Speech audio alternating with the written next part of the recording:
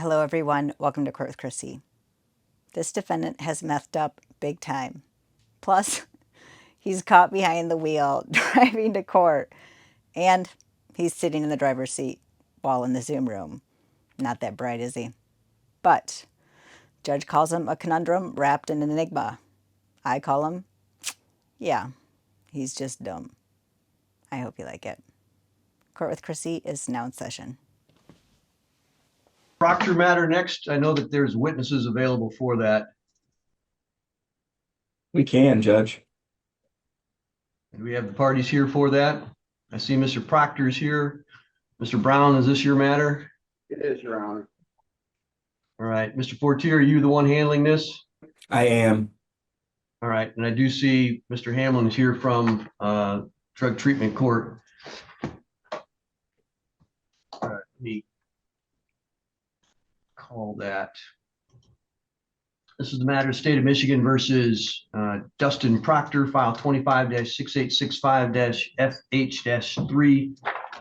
This is set for I believe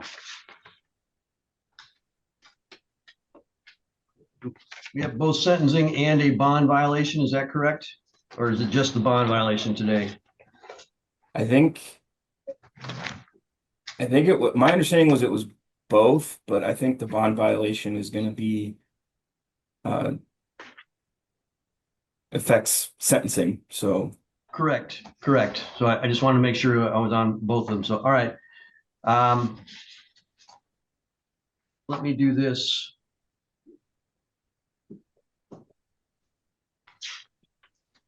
And Judge, before we did begin, there was something I wanted to bring to the court's attention. Go ahead.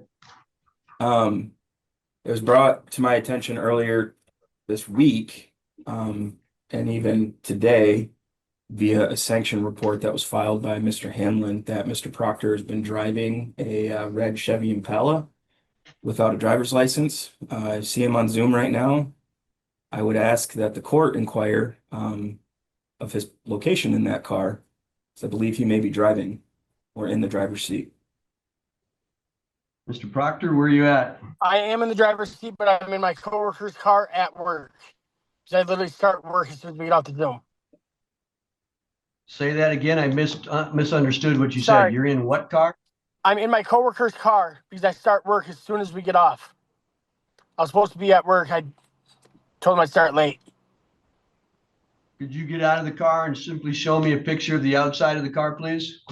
It's red. It's red Impala. My coworker drives a red Impala. He's right on that. Oh, shit. Sorry. What am I doing? How am I turning this around? Here. And Judge, I believe that license plate will be EY. Could you show me what the license plate is, please? Yep. It's not my car. Look. I don't have a car. I wish. Judge, Ms. Pamela Payne with District Court today provided photographs to Mr. Hamlin of Mr. Proctor actually getting into that vehicle at the courthouse by himself and driving away. And I do have to inform the court that on Monday, I personally observed Mr. Proctor getting into that same vehicle in the courthouse parking lot and driving it away. All right. Well, here's what we're going to do. I know that you have a witness here regarding a violation, an alleged violation for a drug, positive drug test. Let's take the testimony as to that one, and then that witness can be excused. And I'm sure she has lots of other things to be doing today. Sure. And then we'll address any other pending or potential violations of probation, or excuse me, of bond as to that. So,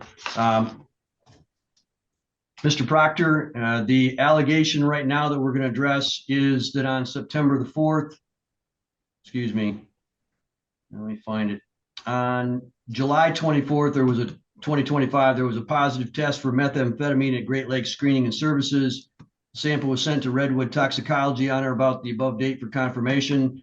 Redwood Toxicology returned with the confirmed positive test results on August the 7th. and that would be a violation of the drug court bond conditions dated May 15th of 2025. That is the allegation made against you. The prosecution's burden is to prove that by a preponderance of the evidence. You would have the right to remain silent. You'd have the right to have an attorney represent you. You'd have the right to present witnesses or evidence and get an order from the court called a subpoena to require witnesses to appear and testify. You could testify, or you could choose to remain silent, and that silence could not be used against you. And you'd have the right to be presumed innocent until the burden of proof was met by the prosecutor. Do you understand all of those rights that you have? Yes. All right, we're going to proceed then with a contested hearing.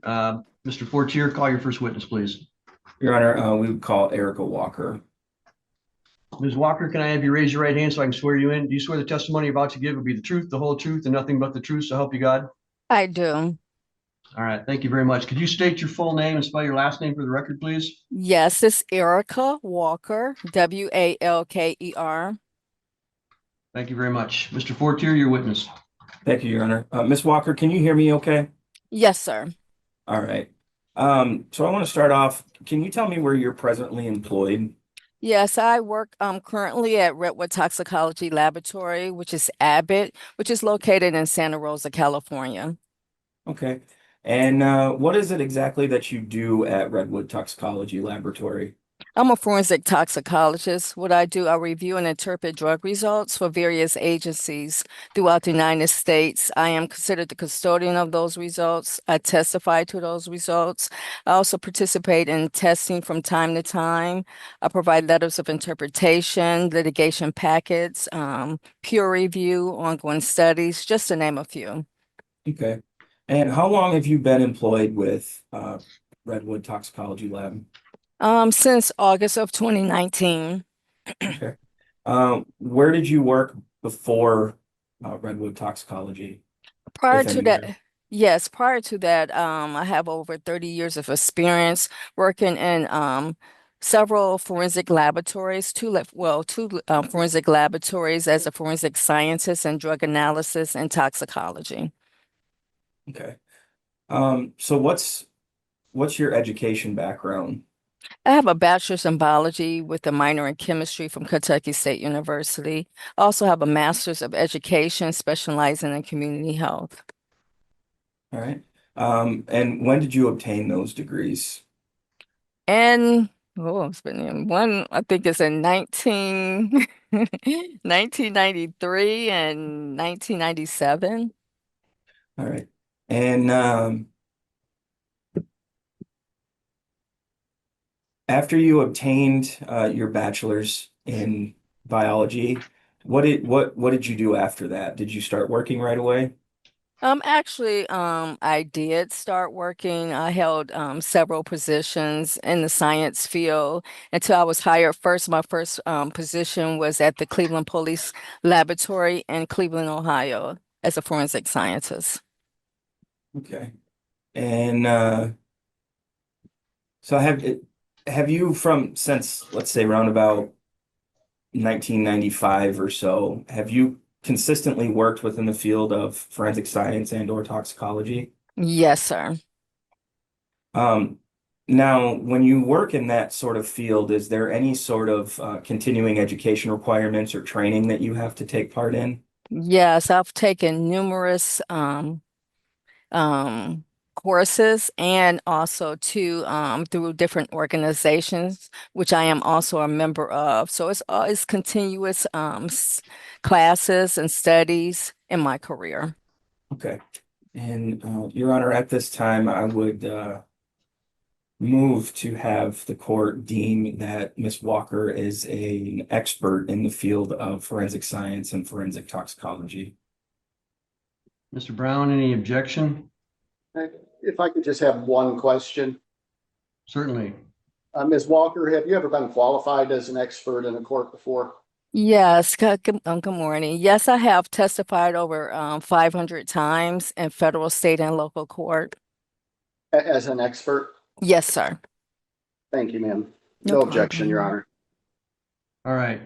Ms. Walker will be qualified as an expert in forensic science and toxicology, and she may testify accordingly. Go ahead, Mr. Fortier. All right.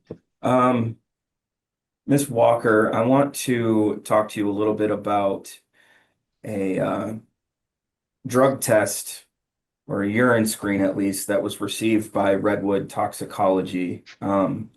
It's for a donor by the name of Dustin Proctor. Are you familiar with that Yes, specific? yes, sir. I'm sorry. So I want to, if you know, when did Redwood receive that specimen for testing? I do have it on my person, if it's okay, Your Honor, I have it here. Certainly. Okay. Yes, it was received by our laboratory on July 28th of 2025. All right. And what happens to specimens that are collected and sent to your laboratory once they arrive there? Yes, upon receipt to the laboratory, an accessioning technician will review the specimen to make sure that the specimen is intact and all labels match. If there's anything wrong with the specimen, we would notate that on the report. If anything's also damaged or anything, we would contact the client to see if they still want us to move forward, if there's any specimen left. If not, we ask them to send us a new specimen. If everything's fine, then we will log everything in and it moves forward for testing. Okay. And when Redwood received this particular specimen, was there anything noted that was wrong with it? No, sir. Okay. So was the specimen intact? Yes, sir. Okay. Was it received in like the typical shipping, I guess the shipping container, whatever it's received in? Yes, sir. Okay. So nothing of significance noted to the actual specimen itself up front? No, sir. Okay. Nothing that would lead you to believe that any analysis on it would be compromised? No, sir. So now after Redwood is able to verify that the specimen is essentially intact and able to be examined, what are the steps that are taken from that point? Once everything is logged into our laboratory management system, it goes forward for a pre-screen. A pre-screen is just a presumptive test that screens for classes of drugs. And if anything's detected or positive, if requested by the client, if they want confirmation, then it moves forward for confirmation. If not, it will stop there. If it's like negative or non-detected, or if the client doesn't want it to move forward for confirmation. But if requested, then it moves forward for confirmation. And the confirmation department, what it do, it rules out the classes and looks for a specific drug. And then Okay. after that, it a final laboratory report is drafted and it goes out to the client. And do you know if this particular specimen for Dustin Proctor, if that was pre-screened? Yes, sir. And as a result of that pre-screening, was there classes of drugs that were identified? It was a pre-screen, which is because it depends on the test ordered, because it compromised. They wanted a confirmation method, and within the confirmation method, it has the pre-screen. So it went through the pre-screen and confirmation method. Okay. So explain to me a little bit about how the confirmation method works. If you look on the right-hand side, it's a liquid chromatograph mass spectry. Mass spectry is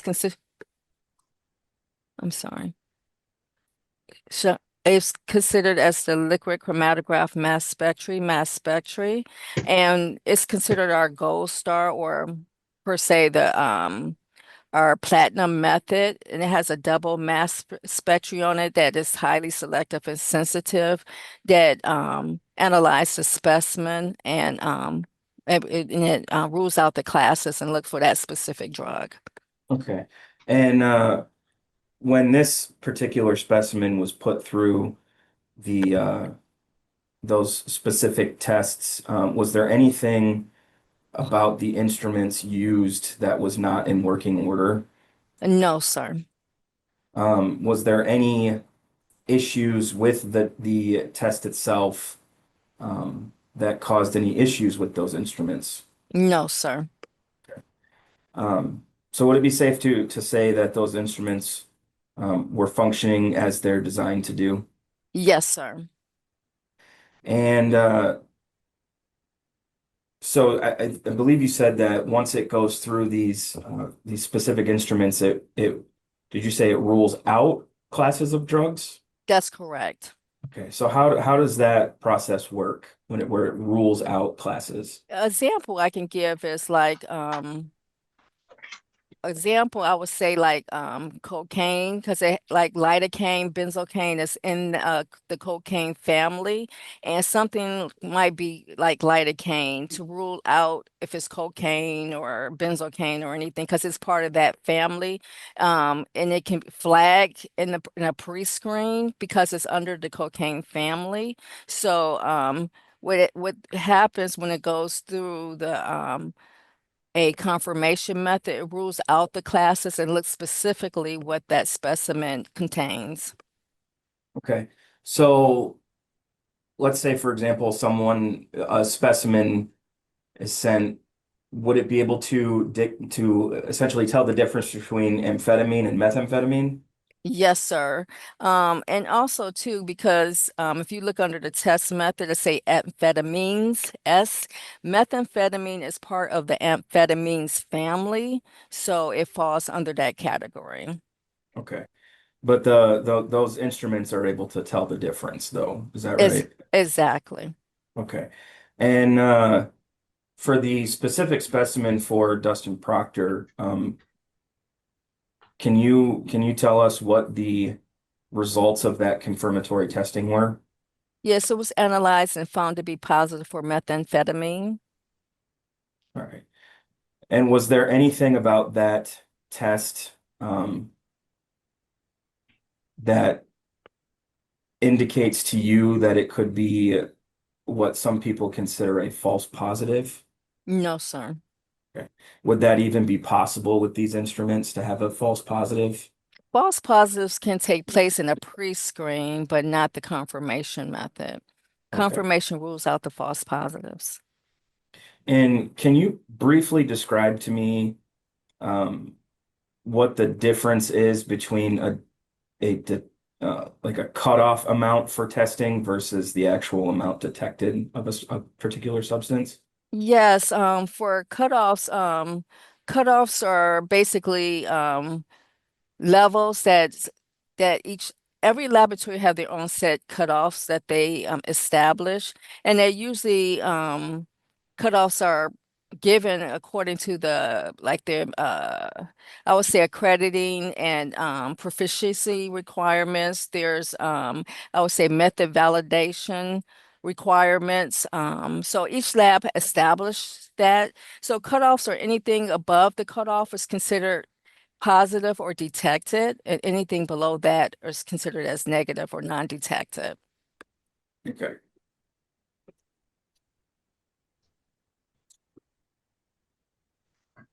And have you been trained on the different instruments that are used for the confirmatory testing? Yes, I'm continuously throughout my whole career.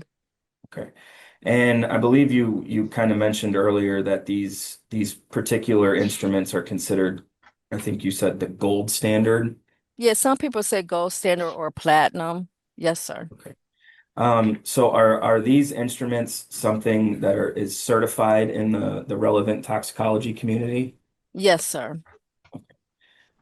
And is Redwood Toxicology Lab, is that lab certified in the relevant toxicology community? Yes, sir.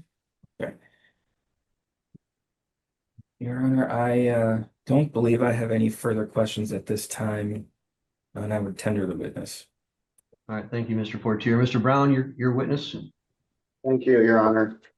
Ms. Walker, Yes, sir.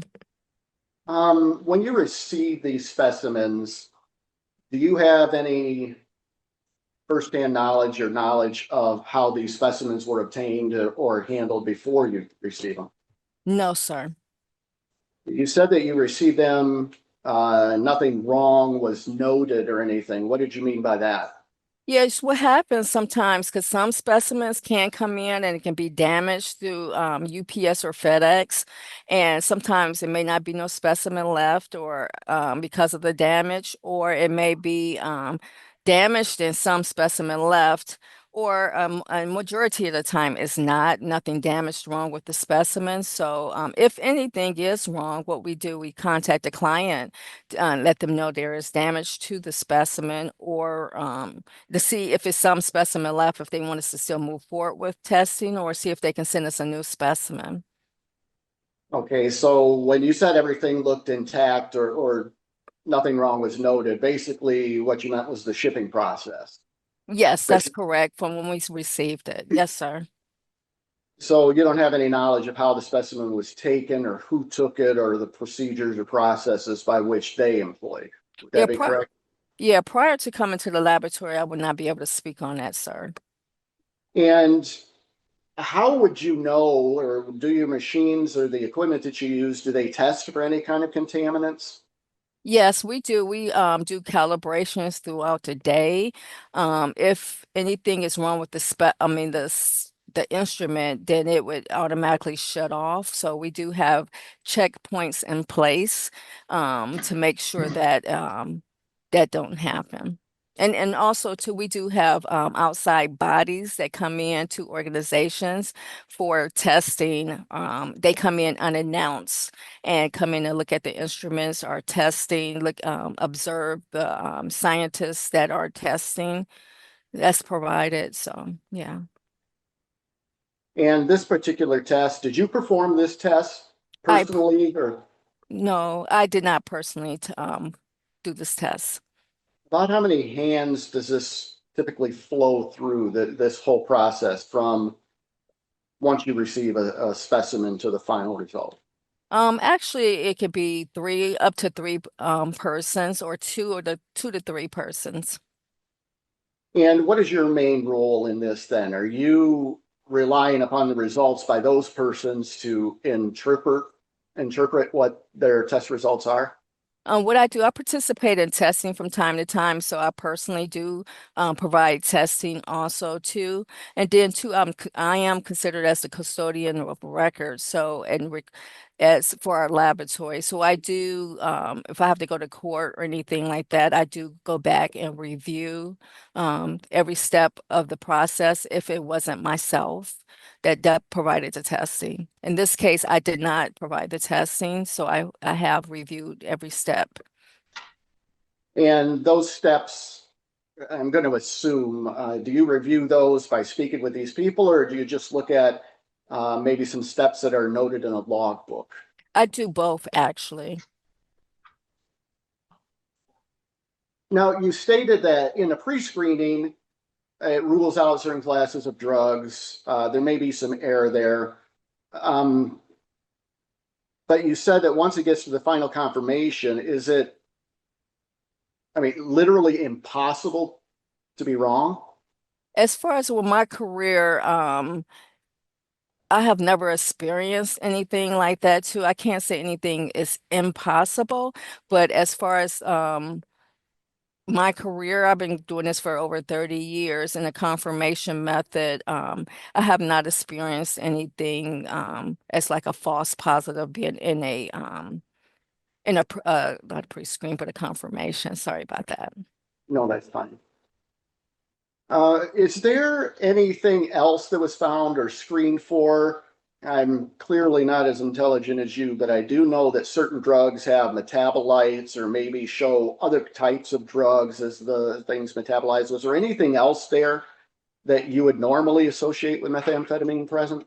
You know what? With methamphetamine, it breaks down into amphetamine, and sometimes it all depends on everybody's system. Because, like, you might break it down into amphetamine, but if I take it, it might still just show methamphetamine. Because due to our bodies, and it could be simultaneously taking other drugs, medications, or health conditions. It differs from male, female, so it varies. So just to see if you don't see a metabolite in a specimen doesn't mean that it won't eventually, or it may not break down, because you may not break it down into amphetamine, whereas I may, if that makes sense. So it depends on the person then, whether it even will break it down into a metabolite. Yes, sir.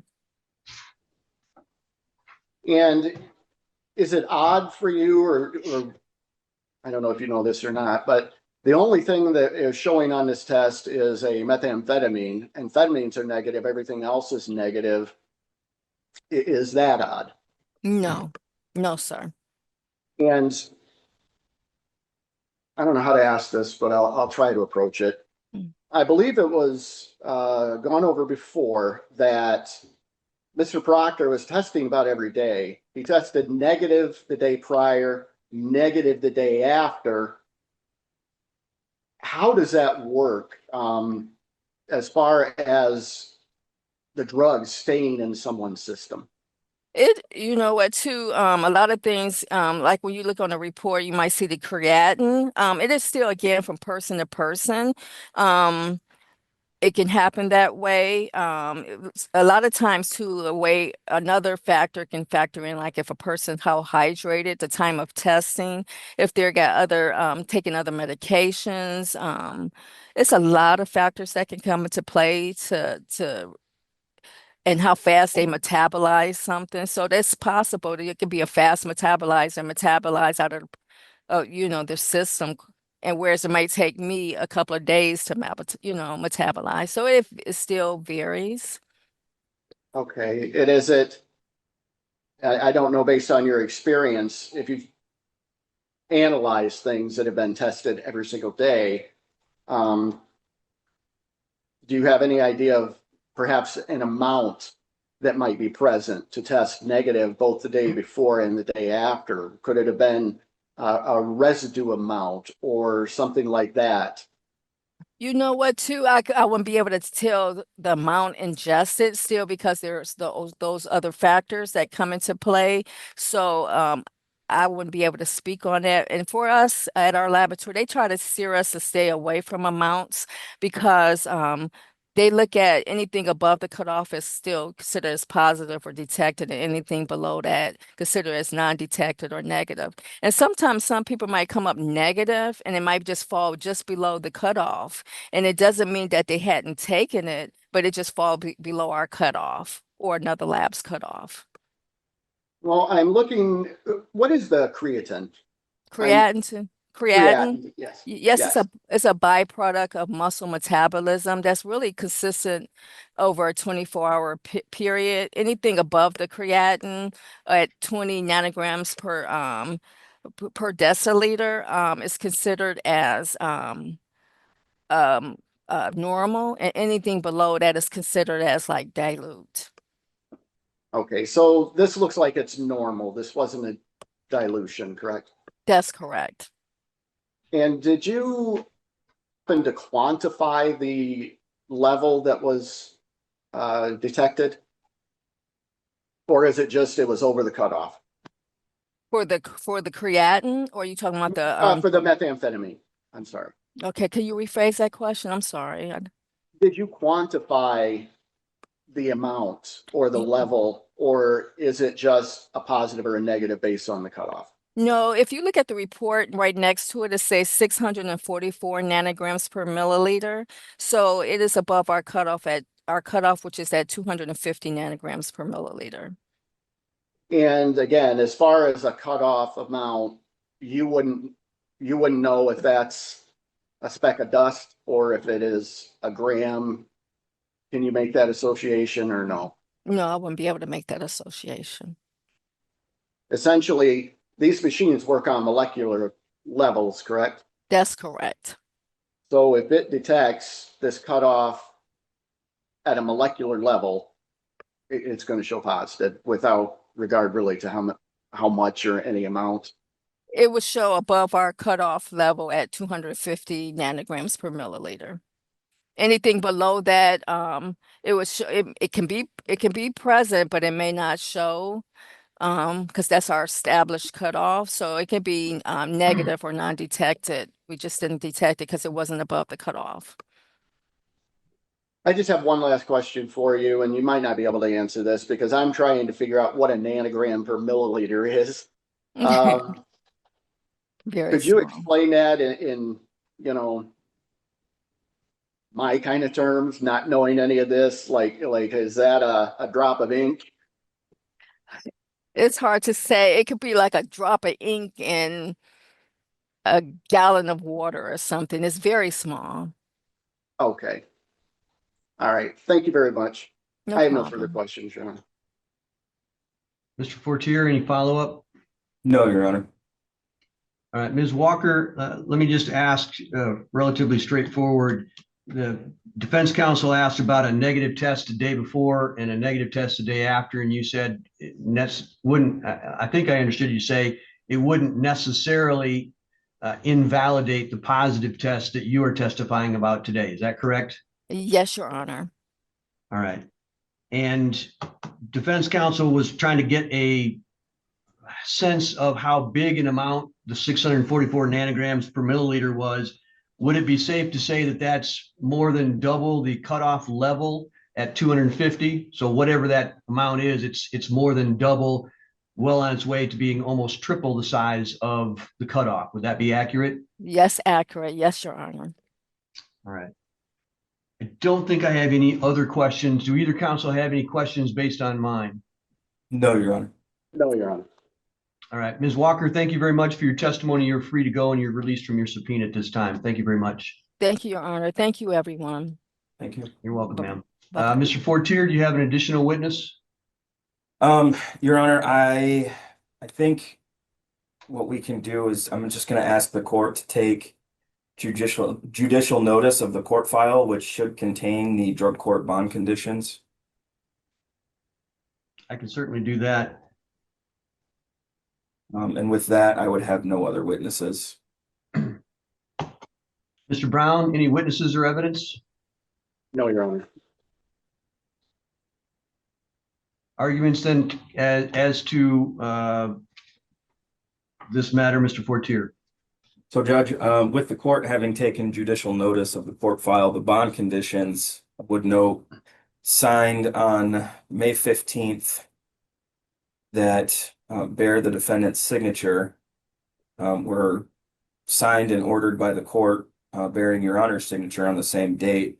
I would point to condition number 3 is you are not to purchase, possess, or consume any alcohol, marijuana, or non-prescribed controlled substances. We have the positive test for the methamphetamine was testified to by Ms. Walker that it's at that 644 nanograms per milliliter. So well above the cutoff of the 250 nanograms per milliliter. I think it's significant to note that she did indicate that although false positives are possible at the pre-screen level, the instruments used in the liquid chromatography and mass spectrometry, it's not something that's possible. So we don't have a false positive. We have a confirmed positive test for methamphetamine obtained by Mr. Proctor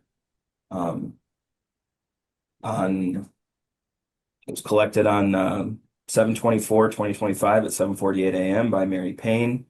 It was submitted to Redwood Toxicology Labs and received. There was no indications that the specimen was not intact. It went through the whole process. It was received on July 28th, 2025, and the report was generated on July 30th, 2025. I think we've met our burden of preponderance by the evidence to show that this was a bond violation, that he consumed methamphetamine on or about sometime prior to 7:48 a.m. on July 24th, 2025, which is after the date that he signed the bond conditions acknowledging that he is not to possess or consume any non-prescribed controlled substances. As far as we've been made aware, he does not have a prescription for methamphetamine, so there's no reason he should have it. It is confirmed methamphetamine and not a mixture of something, say, for example, amphetamine and methamphetamine. It was confirmed methamphetamine. It ruled out any amphetamine confirmation. I think I do want to kind of touch base on a note that it's kind of brought up by Mr. Brown during his cross-exam, kind of see where it was going. I did want to point the court to the Michigan Rules of Evidence, just pointing to Rule 1101, subsection B, subsection 3, which indicates that rules with respect to hearsay do not apply in proceedings with respect to release on bail or otherwise, which is exactly what we have here. This is a bond violation hearing, so it's a, the hearsay issue that there might be about this report being generated based on someone else's testing under general circumstances would probably be considered hearsay in a trial, for example, but with respect to the bond violation hearing, it's not. So the court can rely on Ms. Walker's testimony. And I believe we've proved, again, by a preponderance of the evidence that this was a positive sample for methamphetamine. And I would ask the court to revoke Mr. Proctor's bond based on that positive screen. Mr. Brown. Your Honor, the only argument that I believe that I can reasonably make here, because this is a very, very low burden, is that there are numerous factors and variables that would go into this. While it is possible that it could be negative one day before and after and still test positive that one day, it is also not without the realm there that it didn't, if something else was going on.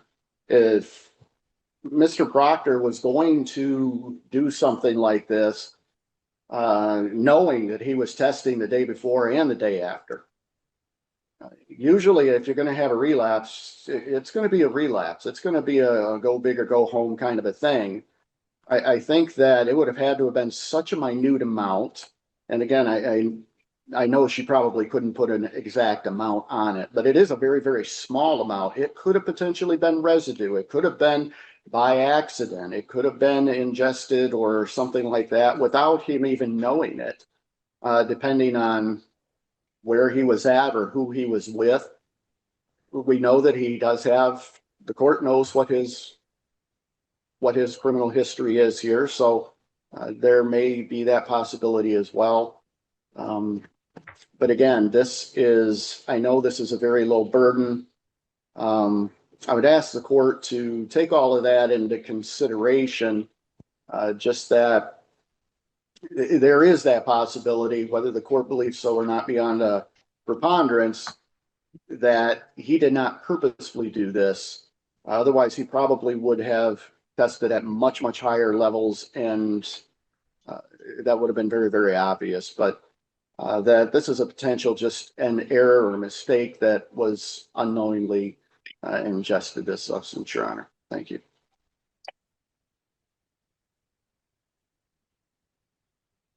All right, thank you both very much. As both counsel have noted, the burden of proof in the bond violation hearing is preponderance of the evidence, which is a 51% more probable than not standard. It is the same standard that would be used for a informal or formal traffic citation. Which side has produced the more believable evidence? In this case, the prosecution has shown through reputable testing and expert testimony that Mr. Proctor submitted a sample that was returned with a result of 644 nanograms per milliliter, indicating methamphetamine on July the 24th. The court can take judicial notice of the bond violations which were entered in May 15th, which required that Mr. Proctor not purchase, possess, or consume any alcohol, marijuana, or non-prescribed controlled substances. It's very clear that he had within his system on July the 24th in his urine sample that was tested methamphetamine. The testimony from the expert was that the instruments were working correctly, the testing process was run properly, that the lab is accredited, that there's random observation. So there's no, in the court's mind, there's no indication that there was any faulty lab work or faulty lab testing. The expert also testified that there's been no false positives in the confirmation of the testing, maybe in the pre-screening, but not in the confirmation with the mass spectrometer. In her 30 years of experience, she explained numerous factors which could which could explain a negative test result before and after the test in the days preceding and succeeding, including the amount ingested, the metabolism, and the hydration of the individual. I understand defense counsel's argument as to what other factors might explain those things, but that sounds, and quite frankly, is speculation on defense counsel's part at this point. There was no proof adduced as to whether or not there was any actual facts supporting that argument. He was simply making a logical argument. However, there's no facts supporting that, so the court's not going to draw any conclusions from that. I do find that the testing was proper, was accurate, and I do find that on July 24th of 2025, Mr. Proctor had within his system methamphetamine, which would be a bond violation, as noted previously, and I will revoke his bond as a result of that. And it would also be considered as part of the sentencing process, which we're going to move to now. Mr. Fortier or Mr. Brown, is there any reason why we should not proceed immediately to sentencing in this matter? So, Judge, I guess my only question would be, based on this particular bond violation, plus the sanction report that was filed by Mr. Hanlon earlier today, plus my personal observation of seeing Mr. Proctor drive a vehicle without a license, is he still being admitted into the drug court program? And if he's not, does sentencing still take place in front of your honor? Or does it have to be sent back to be assigned to either Judge Hunter or Judge Mertz? And in any respect, do we have to have an updated PSI based on the bond violation occurring prior to sentencing? Mr. Brown, your thoughts? I would agree with that, Your Honor. I'm not sure if it needs to be sent back up to the different judge. I'm not quite sure how that works. But I do think, looking to see when this PSI was done, I do think we would need an updated PSI. Yeah, it was done, at least my copy was printed on July the 8th, which was obviously before today, and so it would not contain the bond violation decision. And I think it might be prudent to get circuit court, well, depending on what I decide on the whether or not he's going to stay in drug court or not. So I guess I'll say it this way, just to let parties know so they can conform their arguments around that. I will hear arguments on whether or not Mr. Proctor is to remain in drug court. If I decide he's not going to remain in drug court, then I'll remand it to circuit court for an updated PSI. And even then, I may remand it for, well, I don't know that I need to update it unless there's some argument that I need to, but I think I want to make a decision today about whether or not he's going to remain in drug court. And then we can argue about whether or not it should be remanded for an updated PSI and sentencing by a different judge. So with that limitation, then I'll hear arguments from Mr. Fortier as to whether or not Mr. Proctor should remain in drug court, and then I'll hear from Mr. Brown. Hang on just a second. So Mr. Fortier, as to the sole issue of whether or not Mr. Proctor should remain in drug court, any arguments? So, Your Honor, I don't believe he should remain in drug court, and the reasons why are kind of as a whole. I think it would be unwise of me to not acknowledge that, I mean, as part of the drug court program, we expect to see relapses. It's not something out of the ordinary. I mean, when you're talking about individuals who enter our program, of course, they're going to have substance abuse issues. That's the number one criteria for them to even get admitted in the first place. So, I mean, positive tests are not in and of themselves necessarily to the point where they're offensive enough to say, I don't want this person in the program anymore, because we expect relapses. It's in the memorandum of understanding that we all look at. However, this one is a little different, I think, given the fact that since he has acknowledged his bond conditions on May the 15th, there's been a repeated course of conduct where he's just not following the rules. He's not following his bond. Obviously, the court just revoked his bond, so that issue will have to be addressed. But I mean, on May 16th, testing positive for alcohol, where the court heard the sanction. And if it recalls, defendant tried to really downplay it and even kind of lie. I will go as far as saying is it lie to the court about the circumstances.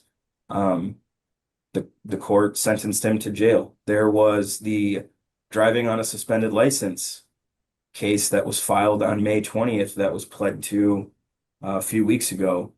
Do those in and of themselves necessitate he doesn't stay in the program? I don't think so. But when you couple those things together on top of a no call for a scheduled drug screen on June 6th, a no show for a drug screen on June 18th, a positive test for methamphetamine on July 24th, a no call for a scheduled drug screen on September 4th, on top of the fact that I've personally seen him driving a vehicle knowing that he has a revoked license. And I believe the court has the pictures that were obtained today showing him leave the courthouse driving a vehicle that he is currently sitting in the driver's seat of while he's here on Zoom with us. He's not being honest with the court. He's not being honest with the probation department. He's not being honest with himself. And I think though all of these events coupled together show that he's just on bond conditions, he's not even taking the program seriously. So what are we going to expect if he stays in the program and he keeps doing these things? And the participants week in and week out are going to have to see this individual's out there continuously no call, no showing, testing positive for substances multiple times, just is out willy-nilly doing what he wants, driving a vehicle. So I just don't think that he should be given the benefit of the drug court program for a second time. He was out of it for just, I want to say around about a year before he came back to us. So I don't think that the court should give him a second bite at the apple because his conduct has kind of shown us that he's not taking it seriously. Mr. Brown. Hi, Your Honor. Firstly, I was unaware of the allegation that he was driving again on a suspended license until just right before court. So I really didn't have an opportunity to address that with Mr. Proctor. The court has already made its finding on the bond violation. In speaking with Mr. Proctor, he really does want this. He does not want to go back into a jail or a prison where he may be clean for a period of time and get absolutely no education on how to help himself and how to maintain sobriety or maybe even deal with certain other aspects in his life. The driving on a suspended license, while it may seem like no big deal when we're talking about methamphetamines or drugs, it is a bond condition and needs to be taken very seriously. And I don't know if it is simply a matter of necessity, which oftentimes it is, when we can't find rides or we can't get public transportation. And unfortunately, we either get held in contempt of court, we lose our jobs, or sometimes people need to get transported or where they're going and take that chance. I don't think he is doing it to necessarily flaunt the court or like, I really don't care. He is taking this very seriously, testing whenever he can. There have been some times he may have called at 7 o'clock, or not 7, but maybe 7:15 or 7:05 or a little bit after 7, and then still goes in and tests that day. So I do know that he wants this. And I don't know if he wants if he wants to say anything on his behalf, but if he does, I would caution him to kind of watch what he says. Thank you, Judge. Mr. Proctor, I will give you an opportunity to address me if you wish. I'm going to concur with Mr. Brown and say, please be careful with what you say. I don't want it to be used against you in any way in any future court proceedings. But if there's something that's specific to this court proceeding and whether or not you should stay in drug court, I'd be happy to listen to that, sir. This is your opportunity. Yes, Honor. I want to mention that, as my attorney said, I do want this program. I have messed up. Yes, I am trying to show you. I'm trying to show the team. I'm trying to show Mr. Fortier that I want this. But all the time, I'm learning ways to be sober myself. Last time I was in the program, I got sober for all the wrong reasons, and I can admit that. This time, I want to be sober for me. I want to learn how to stay sober after the program. I want to take all the tools I can with me to pass it on to people and tell people there is a better life than using. Um, I want to continue to try to be sober and stay sober. I'm everything I'm doing out here is to show you that I want to be there, and that's the chairing of the meetings, changing the meetings from Mondays and Wednesdays to Tuesdays and Thursdays so I can chair them. Going to church, I'm doing. If I don't make it in person to a meeting, I'm doing online meetings every day, and then the in persons when I can, which is every Tuesday and Thursday, and sometimes Sundays. I'm working my job. I'm doing everything I can. On Mondays, every other Mondays, I volunteer over the food pantry when they have their truck days. Like this Monday, I'll be going over there. So I'm trying to prove to you guys that I want to be in the program, and I do want to be in the program. I want to be in the program because it's there to guide you through sobriety and how to achieve sobriety for the long run. And I never took that out of the last time. I never tried. I want to try it, and I am trying, and I want to be here with you and the team for this program. Thank you, Mr. Proctor. Thank you, sir. Mr. Proctor, you present to me as a conundrum wrapped in an enigma. Can It's you explain difficult. Yes, I'm going to. I'd be happy to. It's a famous quote from Winston Churchill. I think I probably messed it up, but the idea behind it is you're a very difficult circumstance to understand. You present to me today saying all of the right things. I want to be in the program. I want to change. I didn't change last time, and I recognize now that I need to change.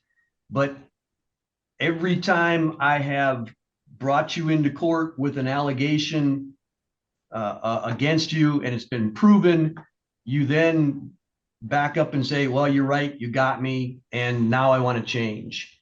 But you won't tell me those things ahead of time. You don't admit, at least you haven't in the two cases that I've had so far on the bond violations or the drug court rule violations.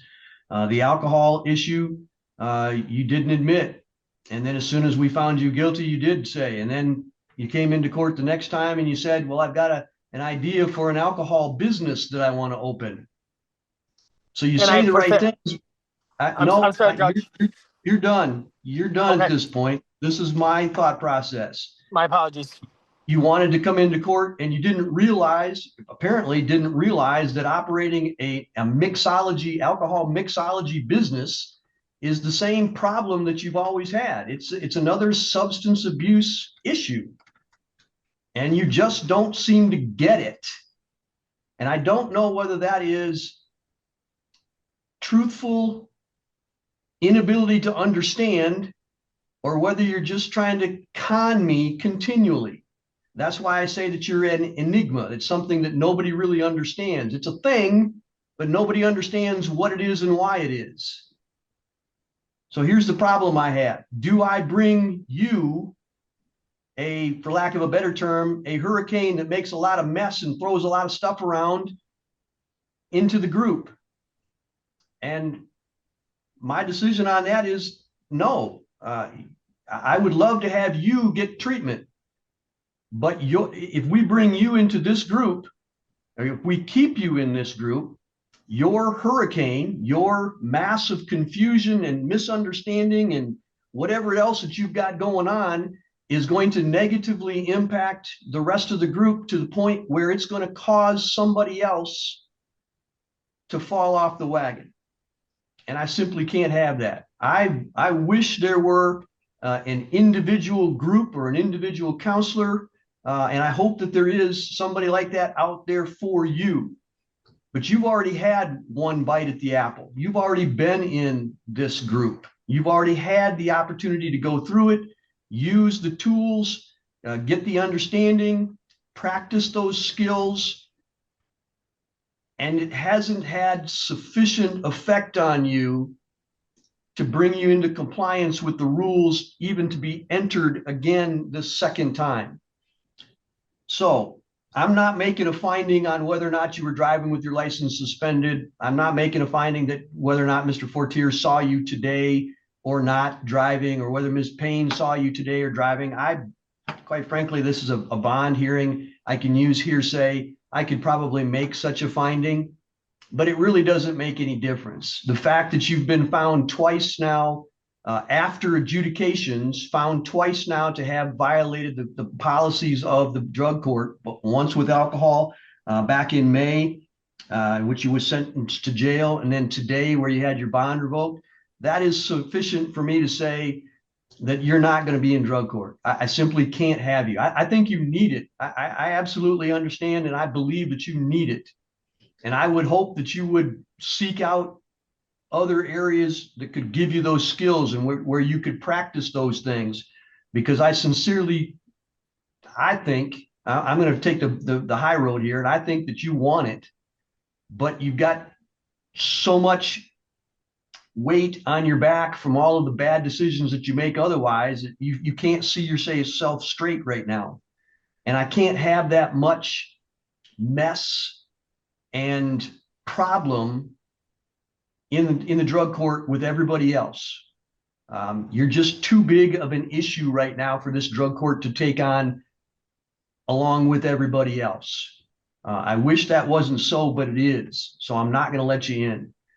What I am going to do is I'm going to remand this matter to the circuit court, because without the drug court consideration, I don't think it would be appropriate for me to impose the sentence. If the circuit court judges feel otherwise, I'm happy to have it remanded back to me, but I'm going to say without the drug court consideration, I don't think it's proper for me to do it, as I am normally just a district court judge and my jurisdiction is only over the drug court, and he's not going to be in it anymore. So I'm going to remand the matter for circuit court sentencing and for an updated PSI, given the bond revocation. Mr. Proctor, you have to go directly to the Otsego County Sheriff's Department and turn yourself in. Your bond has been revoked.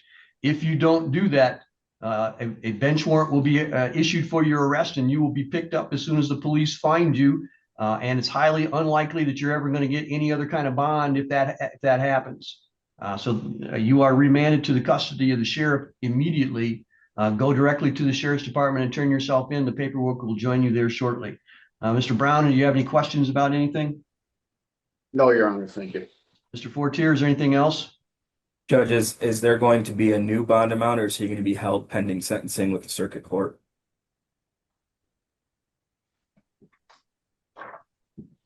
Which I guess my preference would be that he be held pending sentencing with circuit court. I don't think he's been a flight risk, Your Honor, so I would argue against that. Well, he was in Ohio as short as 6 or 8 months ago and was living down there, as long as I'm aware of, as far as I'm aware of.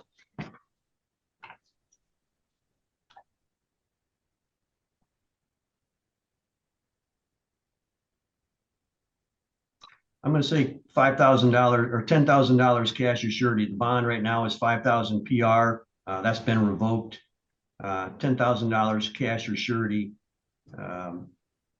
And then if he doesn't show up, then there'll be enough for us to go get him on. All right. That's all for today. Thank you. Thank you. Good luck to you, Mr. Proctor. Thank you.